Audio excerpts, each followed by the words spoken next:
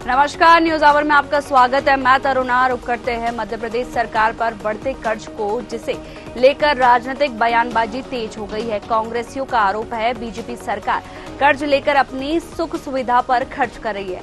आखिर विपक्ष क्यों लगा रहा है ऐसा आरोप, और कितना हो गया है राज्य सरकार पर कर्ज, जिसने विपक्ष का कटोरा लेकर सड़क पर उतरने की विपक्ष कर दिया है। वहीं इस पर आज करेंगे आमना सामना।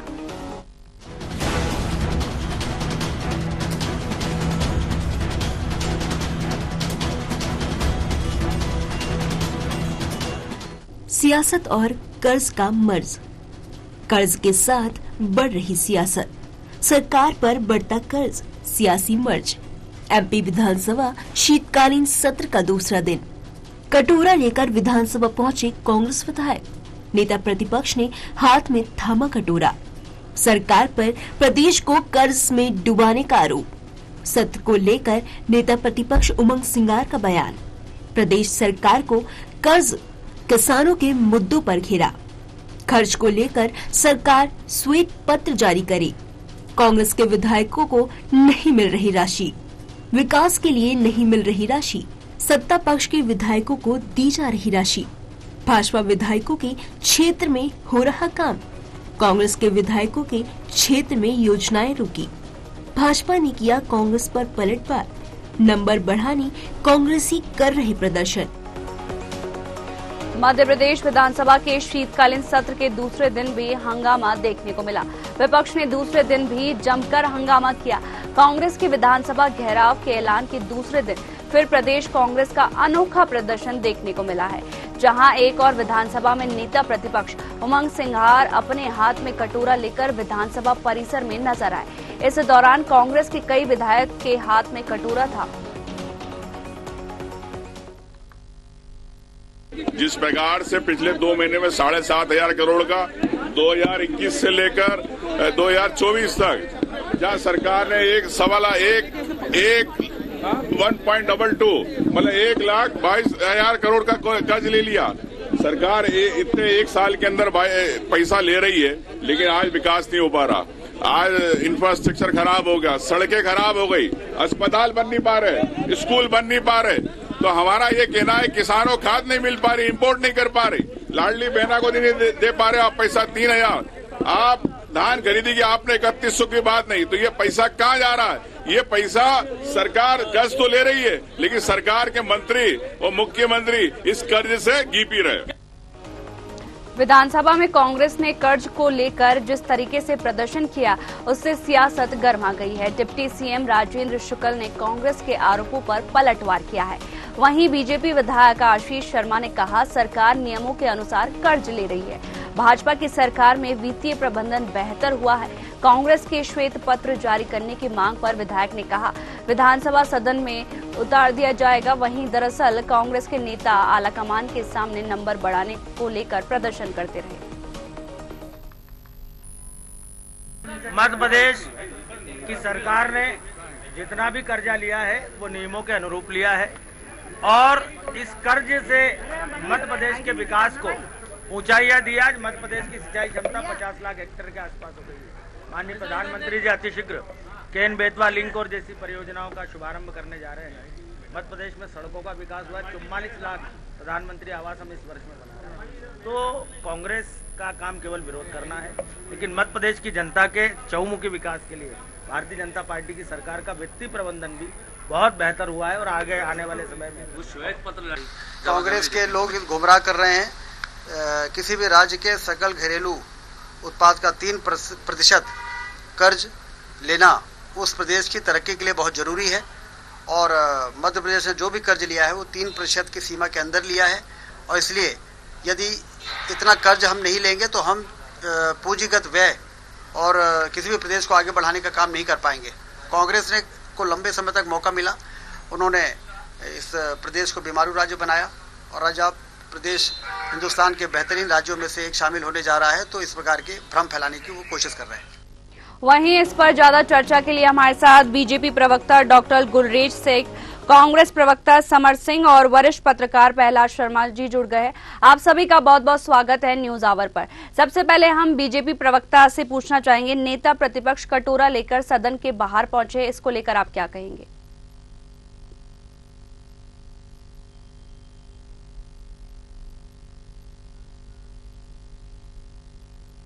आपकी आवाज नहीं आ पा रही है। अब आ रही है आवाज? जी जी जी। देखिए तरुणा जी, मैं चाहता नहीं हूं क्योंकि एक कॉन्स्टिट्यूशनल पोस्ट पे बैठे व्यक्ति हैं वो, लेकिन एक आदत बन चुकी है नेता प्रतिपक्ष जी की कि इस प्रकार का गिमिक करने की, और वो लगातार ऐसे गिमिक करते रहते हैं। हमने कई बार देखा है और उसमें वो एक्सपोज भी होते हैं। जैसे माननीय मोहन यादव जी जब इंग्लैंड और जर्मनी की टूर पे गए थे तो नेता प्रतिपक्ष कहते हैं कि ये कर्जा लेने गए हैं, जबकि वो लीगली संभव नहीं है। कोई भी राज्य फॉरेन से कर्जा नहीं ले सकता, राज्यों को रिजर्व बैंक ऑफ इंडिया से ही लेना है, डोमेस्टिक ही लेना है। तो एक कॉन्स्टिट्यूशनल पोस्ट पर बैठकर उन्होंने झूठ बोला था और खुला झूठ बोला था, जिसमें एक्सपोज हुए थे। अभी भी जो ये कर रहे हैं ना, ये इसी प्रकार का ड्रामा और गिमिक कर रहे हैं। और मैं तो एक हद से ऊपर जाके एक बात और कहूंगा, कटोरा नजर आ रहा है ना हाथ में, ये कांग्रेस की स्थिति है, कांग्रेस के संगठन की स्थिति है, उनकी राजनीतिक स्थिति है। जी, कांग्रेस प्रवक्ता समर सिंह जी से जानना चाहेंगे कि अभी बीजेपी ने आप पे आरोप लगाया कि ये जो कटोरा है वो आपकी स्थिति है, इसको लेकर आप क्या कहेंगे? ये स्थिति जो है मध्य प्रदेश के हर व्यक्ति की है। आज तक की बात है, आप कर्ज ले रहे हैं, कर्ज का जो फल है उससे क्या क्या मध्य प्रदेश के व्यक्ति को क्या मिल रहा है? यहाँ पर रोजगार नहीं है, यहाँ पर शिक्षा नहीं है, यहाँ पर स्वास्थ्य नहीं है, किसानों के लिए कोई योजनाएं नहीं है। और आज जो है इन्होंने एक और सर्कस किया है जिसके अंदर वो कुछ नदियों को जोड़ रहे हैं।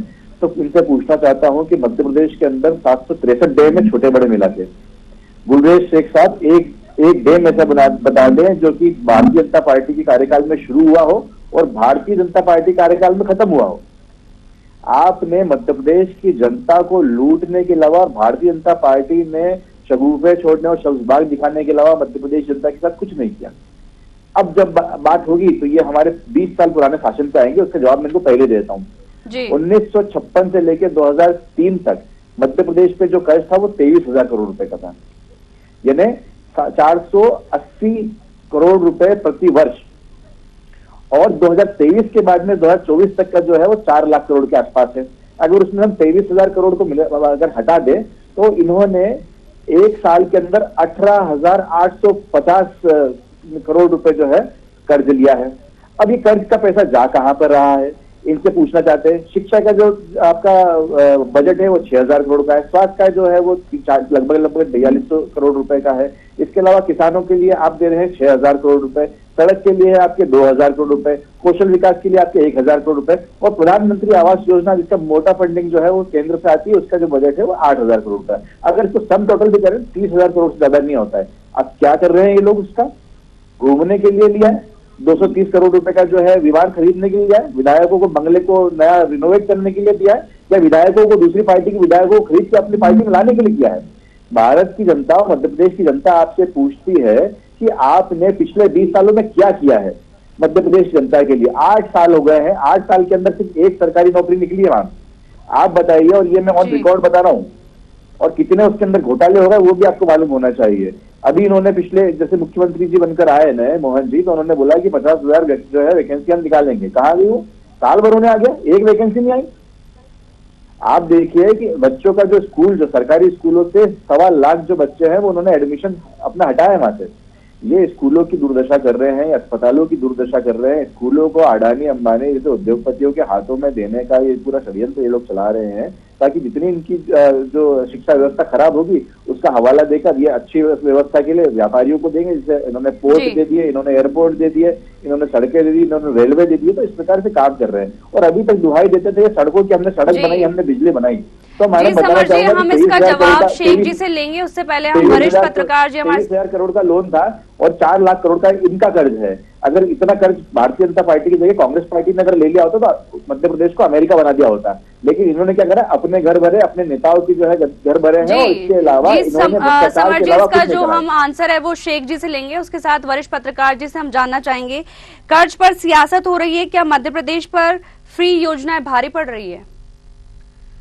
निसंदेह किसी भी राज्य के विकास के लिए, चाहे वो कोई देश हो या राज्य हो, कर्ज लेना, कर्ज लेकर के विकास कार्य करना, ये तो सामान्य सी प्रक्रियाएं हैं। हाँ, ये सत्य है कि जब कोई सरकार कर्ज लेती है तो जिस तरह से आज उमंग सिंगार जी ने कहा कि साहब वो घी पी रहे हैं कर्ज लेके, यही विपक्ष का दायित्व है कि सरकार के ऊपर वो एक इन चीज़ों पे अंकुश रखे, इन चीज़ों पे ध्यान रखा जाए कि क्या वास्तव में सरकार जो कर्ज ले रही है उससे प्रदेश का विकास हो रहा है अथवा नहीं हो रहा है। जहाँ तक रहा सवाल कि कर्ज लेने की स्थिति में भाजपा सरकार ने जब भी कर्ज लिए हैं, हो सकता है उसके कुछ स्थितियां विपरीत रही हों, बाकी ऐसे विकास कार्यों पे ज़्यादा देखने को मिला है। आज संभागीय स्तर पे मेडिकल कॉलेज खुलने जा रहे हैं, सड़कों के हों, जितने भी ऐसे कार्य किए जा रहे हों, इसमें सबसे ज़्यादा पैसा, एक जरूर कहना चाहूँगा कि राजनीतिक वोट बैंक के तहत जो लाडली बहना योजना चालू की गई है उस पर लगभग 18,000 करोड़ रुपया प्रतिवर्ष खर्च आ रहा है। ये जरूर एक बड़ा ऐसा खर्च है जो कर्ज के माध्यम से दिया जा रहा है, जो केवल वोटों की राजनीति के तहत है।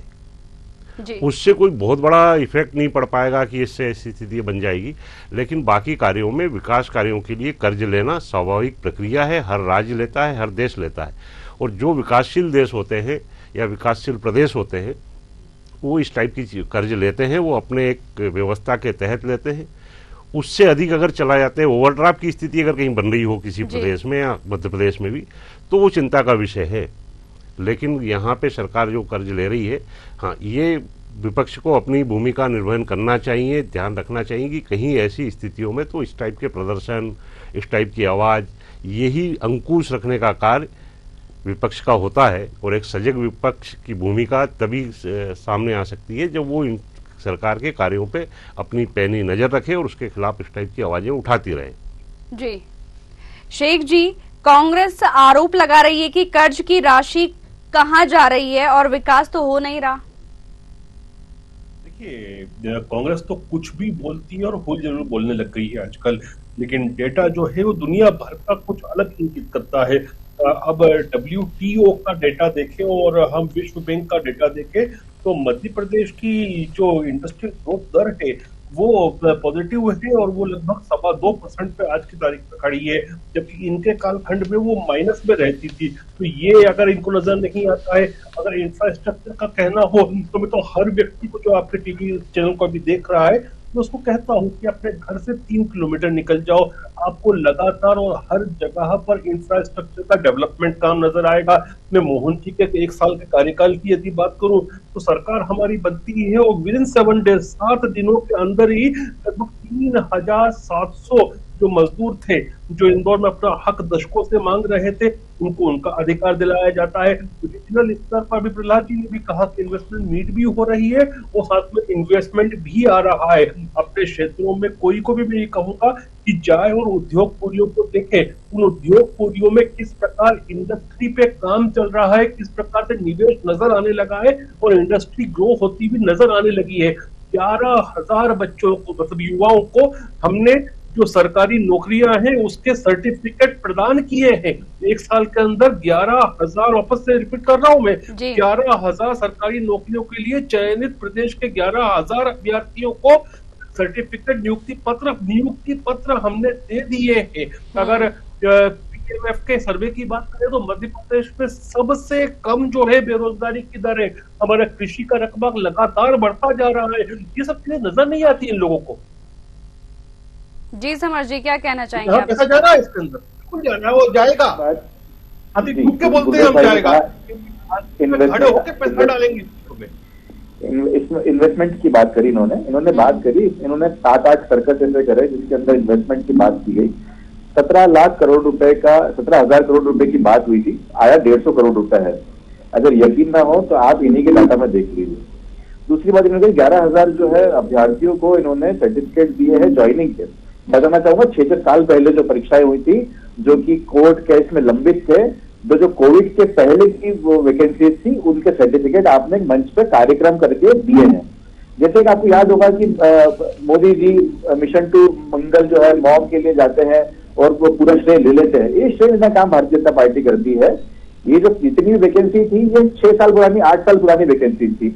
उसके बाद में आज इन्होंने उसका वो दिया है, तो स्टे लेते हैं। जहां तक की बात है रकबा बढ़ाने की बात कर रहे हैं, तो 80% जो है सिंचित जो क्षेत्र है यहाँ पर मध्य प्रदेश के अंदर, और उसके अंदर 90% जो है जो सिंचाई हो रही है वो कांग्रेस पार्टी कार्यकाल में बने डेमो से हो रही है।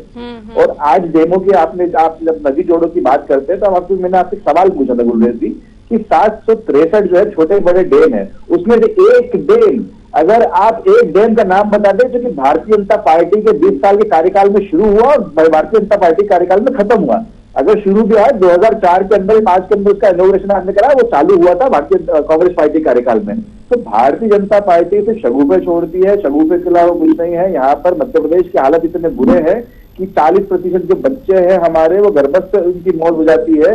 और वहीं पर अगर आप देखेंगे कि कुत्ता काटने तक का और सर्वदर्श तक का जो है कई अस्पतालों में, जिला चिकित्सालयों की बात कर रहा हूँ मैडम, मैं कोई सरकारी डिस्पेंसरी जो कि गांव में उसकी बात नहीं कर रहा हूँ, वो नहीं है। और तरुण मैडम आप भी और प्रहलाद जी आप भी रोडों से ही सफर करते होंगे, आप बता दीजिए क्या रोडों की स्थिति जिस प्रकार से भारतीय जनता पार्टी बताती है उतनी अच्छी है क्या? उन्होंने रोड बनाई, उसके अंदर भ्रष्टाचार एक बारिश के अंदर खुल के सामने आ गया है। रोज हमारे युवा जो है वो रोडों के हादसों के अंदर मृत्यु हो रही है, आवारा पशुओं की समस्या है, अस्पतालों की समस्या है, 1600 स्कूलों के अंदर एक टीचर नहीं है, 6000 स्कूलों के अंदर एक टीचर जो सारी कक्षाओं को पढ़ा रहा है, ये स्थिति है। कई स्कूल ऐसे, सैकड़ों स्कूल ऐसे जिसमें महिला जो हमारी लड़कियां हैं उनके लिए शौचालय तक की व्यवस्था नहीं है। ये इनका विकास है।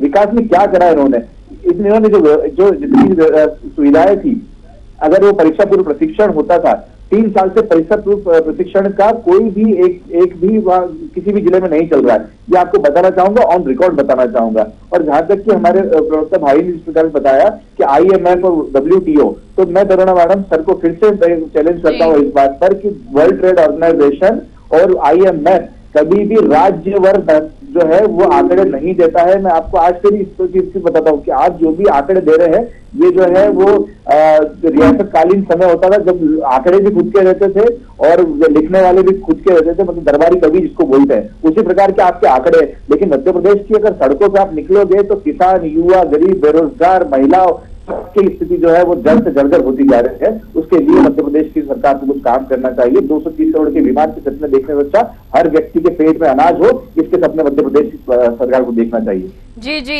इसका जवाब लेंगे। उससे पहले अब शर्मा जी, वरिष्ठ पत्रकार शर्मा जी हमारे साथ है। शर्मा जी, बजट को देखें तो पता चलता है कि सरकार की फिलहाल कुल आय 2.52 लाख करोड़ रुपए है, जबकि राजस्व खर्चा 2.51 लाख करोड़ रुपए है। देखिए, जब विकास कार्य किए जाते हैं तो घाटे का ही बजट होता है। अगर कहीं विकास करना है तो ऐसी स्थिति में आय से ज़्यादा खर्च होना स्वाभाविक है और इसी कारणों से कर्ज लिए जाते हैं। जैसे अभी समर भाई ने बोला कि कांग्रेस शासनकाल में मैं 1986 से इस फील्ड में हूँ, मैंने देखे हैं सभी लगभग 8 से 9 मुख्यमंत्रियों के कार्यकाल देखे हैं। अगर परिस्थितियाँ विकास की नहीं हुई होती समर भाई, तो ये हम समीक्षात्मक रूप से बात कर रहे हैं, ये 20 साल से बीजेपी सत्ता में कैसे बैठ पाती? कहीं न कहीं विकास की चीज़ें आई है, इसको हम नकार नहीं सकते। लेकिन कांग्रेस जो आज विपक्ष में सजग भूमिका निभा रही है, ये चीज़ अगर इन्होंने 10 साल पहले जनता की आवाज़ को इसी गंभीरता के साथ उठाया होता, इन्हीं चीज़ों को लेकर के गए होते, तो शायद आज स्थिति विपरीत होती। लेकिन मैं बता रहा हूँ, पिछले 18 महीने के लिए जब कांग्रेस सरकार आई थी तो मैंने देखा हूँ कि उस समय मुख्यमंत्री कमलनाथ जी बार बार कहते थे कि खजाना पूरी तरीके से खाली है, साहब पैसा नहीं है किसी भी कार्य के लिए, किसी भी योजना के लिए। बहुत सी योजनाओं को, जनहित की जो योजनाएं थी, उन संबल जैसी योजनाओं को बंद कर दिया गया था कि साहब पैसा नहीं है। लेकिन फिर 18 महीने के बाद जैसे बीजेपी की सरकार आती है तो शिवराज जी आके बोलते हैं कि विकास के लिए और जनता के लिए पैसों की कमी नहीं है। अर्थात उन्होंने कर्ज लेकर के काम किए हों, लेकिन सरकार की योजनाओं को संचालित किया, लोगों की आवश्यकताओं की पूर्ति की और उन विकास कार्यों को फिर से गति प्रदान की। तो विकास कार्य करने के लिए अगर पैसा लिया जाता है, वो कहाँ जा रहा है, ये ध्यान रखना विपक्ष का दायित्व है। वो उसके कार्यों को बखूबी कर पा रही है कि नहीं कर पा रही है, जनता से जिन वादों के साथ में सत्ता में आकर के बैठी है उन वादों पे खरा उतर पा रही कि नहीं सरकार, इस चीज पे अंकुश लगाना, उसके लिए आवाज उठाना, ये विपक्ष का कार्य है। जी शेख जी, कांग्रेस का कहना है कि कांग्रेस के कार्यकाल में बने डैम से आज भी सिंचाई हो रही है, बीजेपी के शासन में एक भी डैम नहीं बना। मैं इनसे पूछना चाहता हूँ कि तवा नदी पे जो डैम बनाया, क्या वो माननीय ने बनाया था? जो नर्मदा बांध बना था नर्मदापुरम में, वो बनाया था में जो वो पहले था गंभीरता तो से ज्यादा उसमें हमने किया, वो बैंक काल में हुआ था। तो कांग्रेस जो है ना वो झूठ बोलती, कांग्रेस का कॉन्फिडेंस कहता था। मैं आपको बताऊं कि जवाहरलाल नेहरू जी ने सरदार सरोवर बांध की नींव रखी थी, वो उसको कंप्लीट किया मोदी जी ने। तो ये था कांग्रेस का विजन और कांग्रेस का काम। तो वो तो हमने देख लिया कि नेहरू जी जो थे वो नींव रखते थे और मोदी जी को उसका लोकार्पण करना पड़ता है। 7 लाख हेक्टेयर से 50 लाख हेक्टेयर सिंचित रकबा कैसे हुआ, ये भी तो एक विषय है ना। 2003 में जो 7 लाख हेक्टेयर था सिंचित रकबा मध्य प्रदेश का, वो आज 50 लाख हेक्टेयर कैसे हुआ? और प्रहलाद जी, मैं एक बात और आपसे भी डिस्कस करना चाहता हूँ, क्योंकि आप पढ़े थी, आप ये देखिए ना कि जिस मध्य प्रदेश राज्य का 80,000 करोड़ का स्टेट जीडीपी हुआ करता था, वो 14.25 लाख पहुंच गया। क्या बिना इंडस्ट्रियल डेवलपमेंट के हो गया? क्या बिना इंफ्रास्ट्रक्चर डेवलपमेंट के हो गया? आप देखिए, आप भी एक महिला है एंकर महोदया, मध्य प्रदेश में अगर 2003 की बात करें तो ये WHO के आंकड़े बोलते हैं कि जो संस्थागत प्रसव हुआ करता था महिलाओं का, दर थी 22%, 22%, बड़ी शर्मनाक दर थी ये। और आज कितनी है? आज 96% से ज्यादा है। तो ये अपने आप हो गया। केवल 6 मेडिकल कॉलेज और 1 डेंटल कॉलेज था मध्य प्रदेश में। आज हम मिला लें तो दोनों मिलाकर 54 मेडिकल और डेंटल कॉलेजेस मध्य प्रदेश राज्य में। मैं खुद भी बाहर गया था, कर्नाटक जाकर पढ़ना पड़ा था डॉक्टरी मुझे। संभाग और जिले स्तर पे खुल रहे हैं, यही इसी मैंने शुरुआत में वही कहा था। बिल्कुल। और मुझे एक चीज नहीं याद है सर, 1999 में मैं तो अपने ऊपर से ही लेता हूँ, जब मैं खुद 1999 में 12वीं की एग्जाम लिखा था, तो इंदौर जैसे शहर में 8 से 2 घंटे बत्ती नहीं पड़ती थी, मोमबत्ती लगाना पड़ती थी। जी समर जी, जैसे बीजेपी अगर कर्ज ले रही है तो वो विकास भी कर रही है, ऐसा बीजेपी का दावा है। करुणा जी, आंकड़ों पे क्यों दिखता है? आंकड़ों पे तो विकास दिखने की जगह सड़कों पे विकास दिखता तो बात अलग होती। हमारे युवा हर महीने सरकारी वैकेंसियों की परीक्षा दे रहे होते तब दिखती, महिलाओं के बलात्कार नहीं हो रहे होते तब दिखती, जो किसानों की आत्महत्या हो रही है अगर वो रुकती तो दिखती, किसानों को 6,000 रुपए सोयाबीन के दाम मिलते और 2700 और 2100 रुपए 3100 रुपए धान और गेहूं के मूल्य मिलते तो दिखती, किसानों पे गोलियां नहीं चलती मध्य प्रदेश के मंदसौर में तो दिखती। एक किसान मजदूर अपने गले में जितनी भी शिकायतों की पुलिंदा बना के लौटते हुए नीमच के जिला जो कलेक्टर होते हैं उनके ऑफिस में जाता हुआ नहीं दिखता तो हमको दिखती कि इन्होंने विकास करी है।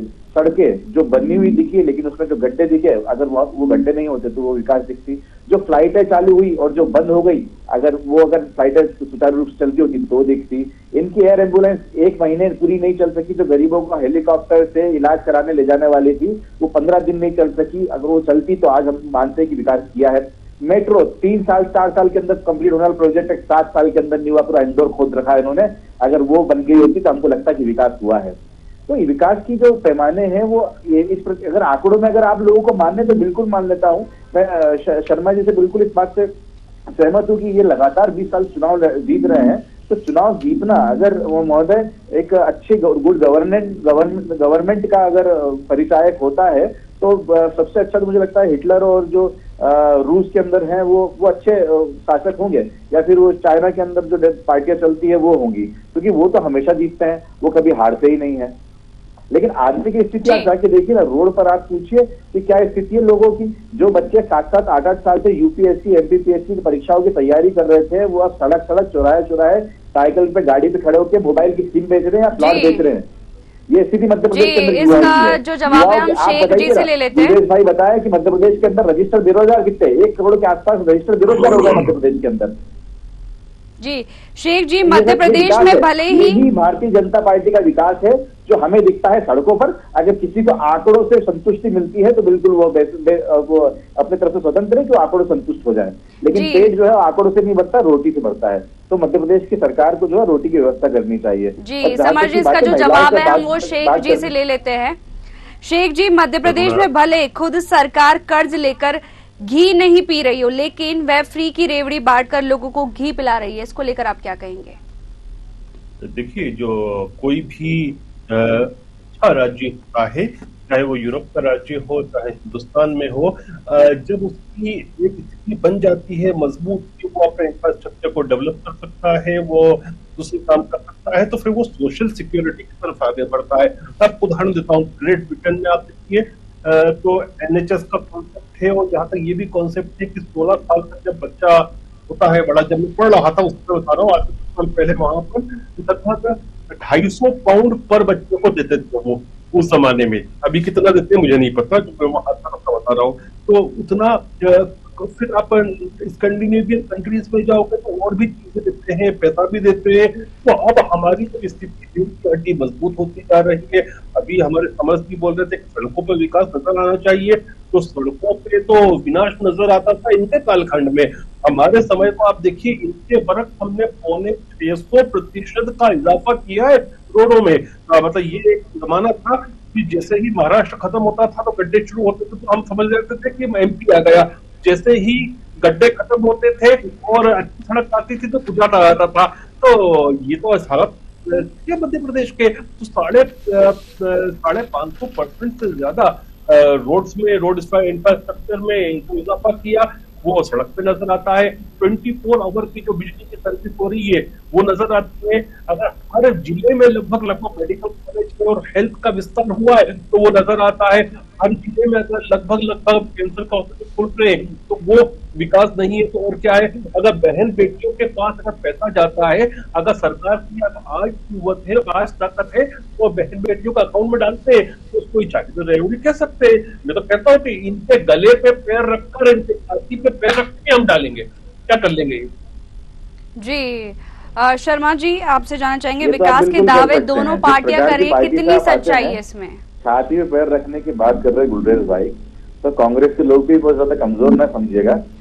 क्या है कि काफी दिन से हम सत्ता में नहीं है, शेर की जुबान आ जाती है। सुनिएगा शेर की जुबान आ जाने से, शेर की जुबान आ जाने से आदमी शेर नहीं बन जाता है। अगर किसी जानवर के मुंह में शेर की जुबान आ जाती है तो शेर नहीं बन जाता है, शेर होना पड़ता है। मैं इंसान अच्छा हूँ जी समर जी, हमें जो समय वो ज्यादा इजाजत नहीं देता है। जाने से पहले हमारे साथ शर्मा जी हैं, उनसे जानना चाहेंगे, विकास के दावे चाहे वो बीजेपी और कांग्रेस दोनों कर रहे हैं, कितनी सच्चाई है इसमें? नहीं, इसमें कोई शक नहीं है। कांग्रेस शासनकाल में जो कार्य हुए थे वो अपनी जगह हैं, उनके मील के पत्थर हैं, साबित हो रहे हैं वो भी। लेकिन उसके पिछले 20 वर्षों में जो विकास कार्य हुए हैं उसने मध्य प्रदेश को कहीं न कहीं बीमारू राज्य की श्रेणी से बाहर निकाल करके आज विकसित राज्य के रूप में स्थापित किया है। ये चीज़ें रिकॉर्डेड ही नहीं है, आम जनता इस बात को महसूस कर रही है। और भाई अभी जो बोल रहे थे कि साहब वो हिटलर वगैरह, हमारे यहाँ पे इन चीज़ें नहीं चलती है कि उस दृष्टि से हिटलरशाही वाले राज चल रहे हों। यहाँ प्रजातांत्रिक राज व्यवस्था है, आदमी क्यों चयन करेगा? देखिए, हमारे ऐसे दिग्गज नेताओं को हरा दिया जाता है साहब, जो बड़े बड़े दिग्गज रहे हैं, वो बीजेपी के बड़े बड़े दिग्गज, बीजेपी के भी बड़े बड़े दिग्गज नेता मंत्री रहते हुए हारे हैं। आत्महत्या करनी पड़ती है, ये हिटलरशाही नहीं है।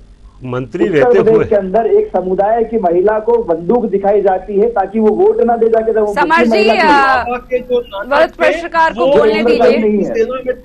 महाराष्ट्र के एक गांव के लोग, महाराष्ट्र के एक गांव के लोग जो है वो मॉक वोटिंग करवा रहे हैं, वहाँ मॉक पोल करा रहे हैं, ये देखने के। समर जी, वरिष्ठ पत्रकार को बोलने दीजिए। आपका समस्या है, आपने अपनी बात पूरी रख लीजिए, अब वरिष्ठ पत्रकार को बोलने दीजिए। नहीं, ठीक है। देखिए, विकास की चीजें जब होती है तो उसको जनता कहीं न कहीं नजरअंदाज नहीं कर सकती। इन चीजों को मानना पड़ेगा। जिन क्षेत्रों में विकास कार्य हुए हों, चाहे वो कांग्रेस के नेता हों या बीजेपी के नेता हों, वो लगातार चुनाव जीतते रहे हैं। और जिन क्षेत्र नहीं हो पाते हैं तो जनता उसको नकार देती है साहब, ऐसा नहीं है। इन परिस्थितियों में क्या कारण रहा है कि साहब 29 की 29 लोकसभा सीटें मध्य प्रदेश के उससे चली जाती है? कुछ रीजन तो रहा होगा, कहीं देख तो रहे होंगे केंद्र सरकार क्या काम कर रही है, इस कार्य के ऊपर ही दिया होगा ना। तो ये जब जनता देखती है तभी जाती है। कहीं एक जगह एक प्रदेश में अगर स्थिति बनती है वहां पे आप ये कह जाते हैं साहब एटीएम वाला मामला उठ जाता है, तो जहां जीत जाते हैं वहां से ही होता है। तो विकास पे ही वोट दिया जाता है, विकास पे ही सरकारें चयनित होकर के आती है। अगर विकास नहीं किया होता, कार्य नहीं किए होते, तो आज पिछले 20 वर्षों से लगातार ये पार्टी भी सत्ता में नहीं रह पाती। जी, मध्य प्रदेश के अंदर शीतकालीन सत्र का आगाज हो चुका है और आज दूसरा दिन था।